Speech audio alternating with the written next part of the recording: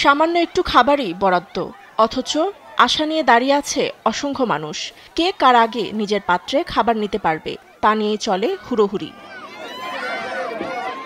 খালি হাতে বাড়ি ফিরতে চান না কেউ, কারণ এক মুঠো খাবারের অপেক্ষায় আছে পুরো পরিবার। আর তাই ফুরিয়ে যাওয়ার আগেই সংগ্রহে ব্যস্ত গাজার ক্ষুধার্তরা। এরই মধ্যে এক মা চাইছেন শুধু সন্তানের জন্য হলেও একটু খাবার নিতে। খাবার সংগ্রহ করা অনেক কঠিন হয়ে যাচ্ছে। যখন আমি ঘর থেকে আসি, আমার সন্তান তখন ক্ষুধায় জ্ঞান হারিয়ে ফেলে। 2 দিন হলো কোনো খাবার পাইনি, তাই প্রাপ্তবয়স্ক হয়েও চলাচল করতে খুব কষ্ট হচ্ছে।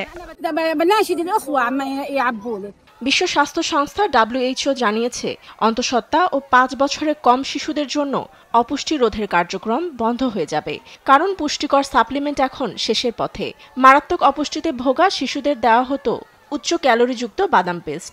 জাতিসংঘ ও মানবিক সংস্থাগুলো বলছে জীবন বাঁচাতে কাজে লাগানো বিশেষায়িত চিকিৎসামূলক এই খাবারগুলো ফুরিয়ে যাওয়ার দ্বারপ্রান্তে।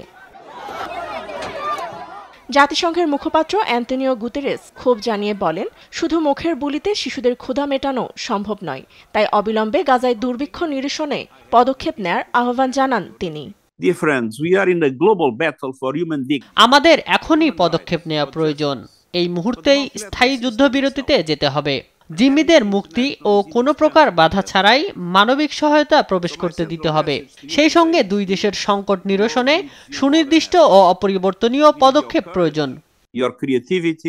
শুক্রবার সামাজিক মাধ্যম এক্সে যুক্তরাজ্যের প্রধানমন্ত্রী কিয়ার স্টারমার জানিয়েছেন গাজায় আকাশপথে ত্রাণ ফেলতে প্রস্তুত তারা।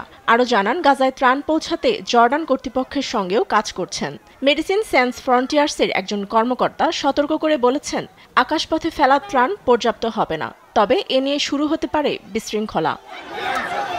এদিকে গাজায় মানবিক সহায়তায় পাঠানো ত্রাণ সামগ্রী হামাস লুট করেছে তদন্তে এমন প্রমাণ মিলেনি বলে জানিয়েছে মার্কিন প্রশাসন।